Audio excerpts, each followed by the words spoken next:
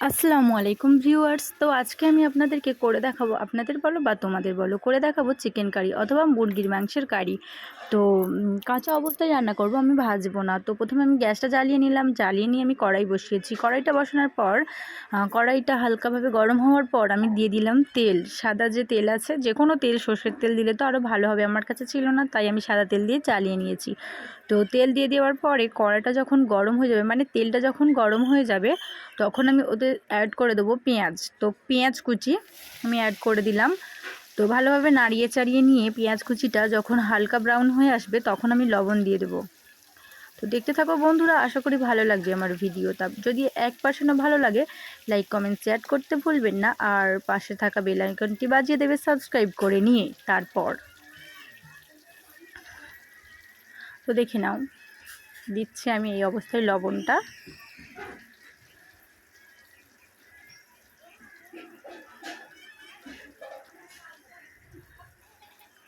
দিয়ে নেওয়ার পর আমি আবারও ভালোভাবে নাড়িয়ে ছাড়িয়ে নেব।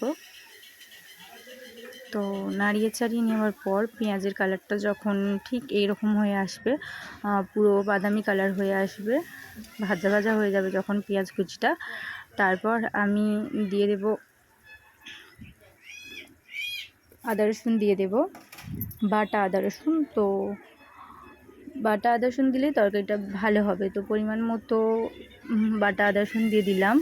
তো দিয়ে দেওয়ার পরে আবার আমি ভালোভাবে নাড়িয়ে ছাড়িয়ে নেব। আদা রসুনটা মানে বাটা আদা রসুনটাও ভাজা ভাজা যাতে হয়ে যায়, ভালোভাবে নাড়িয়ে চাড়িয়ে নিচ্ছি। দেখো, এইভাবে করলে আশা করি তরকারি সবারই ভালো লাগবে। করে একবার ট্রাই করে রিভিউ দিয়ে যাবেন আমার এই ভিডিওতে। তো ভালোভাবে নাড়িয়ে চাড়িয়ে নিয়ে এবারে আমি ওতে মশলা অ্যাড করে দিচ্ছি, গুঁড়ো মশলা। তো হলুদ গুঁড়ো দিলাম পরিমাণ মতো, যেমন মাংস দেবে বা যেমন মুরগির মাংস দেবে তেমনই মশলাটা অ্যাড করবে পরিমাণ মতো। তো আমি লঙ্কা গুঁড়ো দিয়ে দিচ্ছি, গুঁড়ো লঙ্কা পরিমাণ মতো দিয়ে আবারও নাড়িয়ে নিয়ে দেখছি কেমন কালারটা হচ্ছে। তো নাড়িয়ে নিয়ে দেখার পর, ভালোভাবে নাড়িয়ে নেওয়ার পর আমি দিয়ে দেবো টমেটো কুচি। তো টমেটো কুচি দিয়ে দিলাম ভালোভাবে। টমেটো কুচি দিয়ে আবারও আমি নাড়িয়ে নিচ্ছি। দেখো,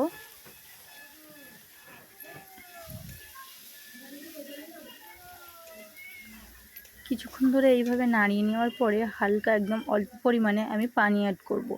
তো পানিটা অ্যাড করার পরে দেখো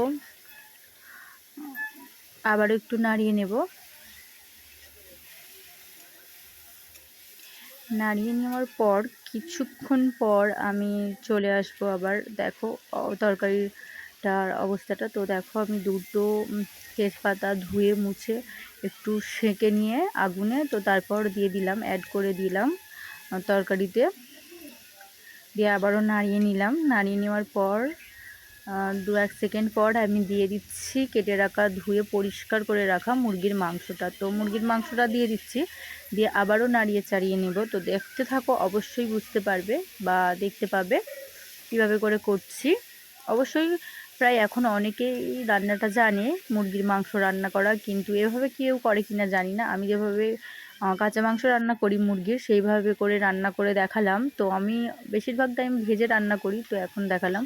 তো ভালোভাবে নাড়িয়ে চাড়িয়ে একদম আবারও সামান্য পরিমাণে আমি পানিটা দেবো, যাতে মশলাটা নিচে তলাতে না ধরে যায়। তো আবারও ভালোভাবে আমি এই অবস্থাতেও কষিয়ে নেব, ভালো করে মুরগির মাংসটাকে এই অবস্থাতে কষিয়ে নিচ্ছি। তো দেখতে থাকো, দেখলে আশা করি বুঝতে পারবে আমি কেমন কি করছি। তো আমি কষিয়ে নিচ্ছি। কষিয়ে নেওয়ার পর কালারটা কেমন চলে আসবে এতে দেখতে পাবে। জানি না এই আলোতে বা মোবাইলে ভালোভাবে বোঝা যাচ্ছে কি না। তো করলে অবশ্যই বুঝতে পারবে, যারা রান্না করে তারা অবশ্যই বুঝতে পারবে।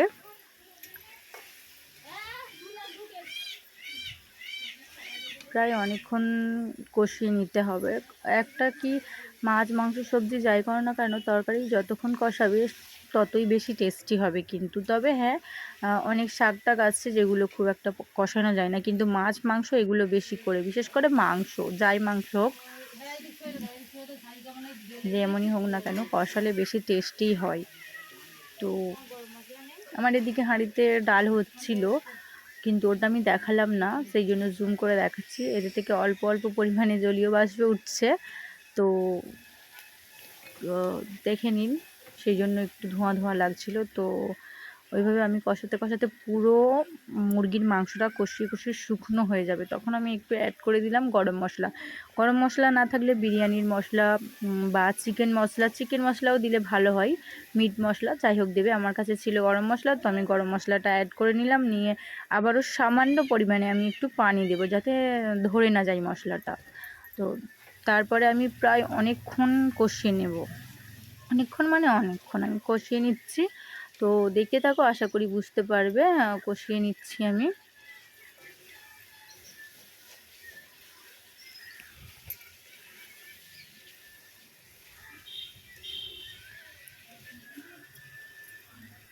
ভালোভাবে মুরগির মাংসটা খুব ভালোভাবে কষিয়ে নিচ্ছি। আবার মুরগির মাংস বেশি কষালে ঘেঁটে যাবে, সেই জন্য আমি সেই জন্য কড়া খুন্তিটাই ইউজ করেছি, আর একদম সামান্য সামান্য পানি দিয়ে কষানোর চেষ্টা করছি। একদম বেশি পানি দিয়ে সিদ্ধ করার পরে কষালে জিনিসটা একদমই ভালো হবে না, ঘেঁটে যাবে মুরগির মাংসটা, সেই জন্য। আর তার জন্য আগেই টমেটো অ্যাড করেছি, টমেটোটা থাকলে মুরগির মাংসটা ঘেঁটে যাওয়ার একদম চান্সটা কমই থাকে। তো তারপর পরিমাণ মতো পানি দিয়ে দিলাম।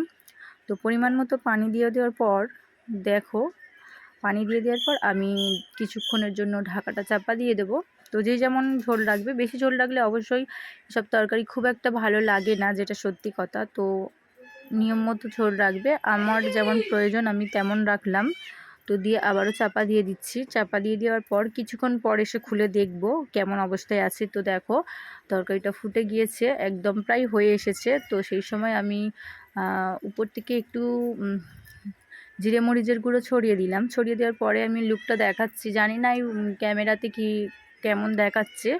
তো এমনিতে তো কালারটা খুব সুন্দরই এসেছিলো, আর আমার কাছে তো খেতে ভালো লেগেছে। একবার ট্রাই করে দেখো, তারপর রিভিউ দিও। তো ফাইনাল লুকটা দেখিয়ে দিলাম। টাটা, সবাই ভালো থেকো, আল্লাহ হাফেজ। দেখা হচ্ছে পরের কোনো ভিডিওতে অথবা লাইভে।